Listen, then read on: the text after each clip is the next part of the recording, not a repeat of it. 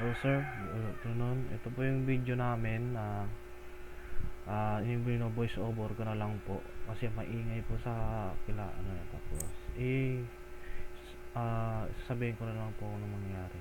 Dito po ay unang lagay ko po ay magiging maggagawa po ako ng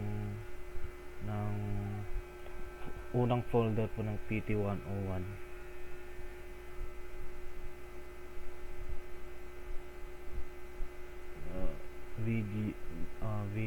Videos, then slash PT101, then enter ko po yan, then mayroon na pong folder na nakalagay po,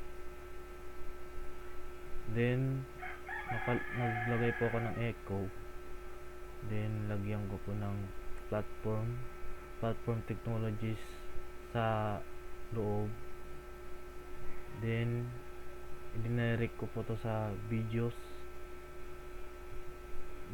then PT101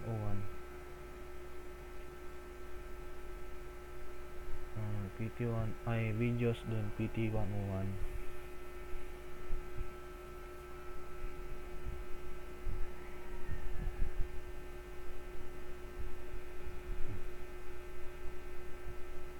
Pinakita ko pa pala yung laman po ng ginawa ko pong folder. Yan po, nagkaroon po ng laman yung videos. Then ito pong susunod sa echo po, nilagay ko PT101, then slash PT101 .text. Then mangyayari po dito is magkakaroon po ng laman na po yung PT101 na text po, na parang document. Nilagay ko pong platform technologies po. Then yung question number 2, nilagay ko pong CP ng videos, and inulit ko na lang po yung PT101, then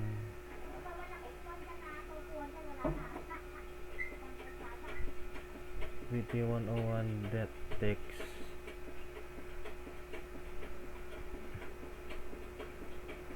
then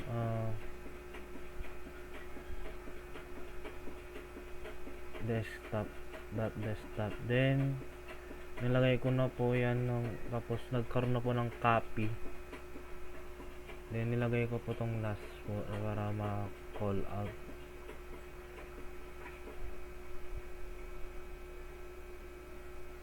That video ay desktop, then nakita po natin yung meron na pong copy sa labas yung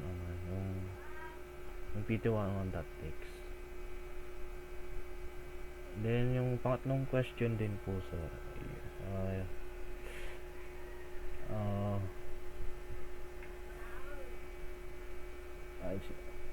so basically nilagay ni Jason po ay ang question number 3.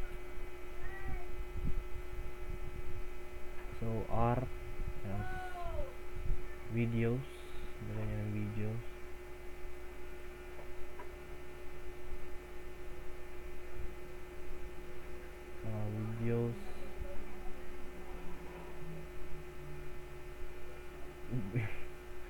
videos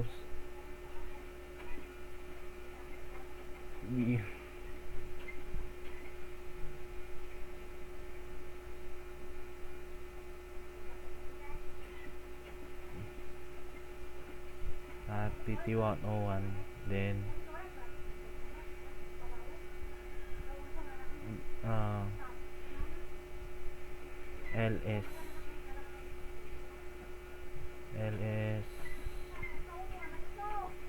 LS videos, then enter. Then nakikita po natin na sa folder po sa loob po ng PT101 na na-delete na po. Na-delete na po ang folder, pati pa yung text. Pero nandun pa rin po yung copy niya sa labas. Nasa labas po. Yun lang po. Thank you po, sir.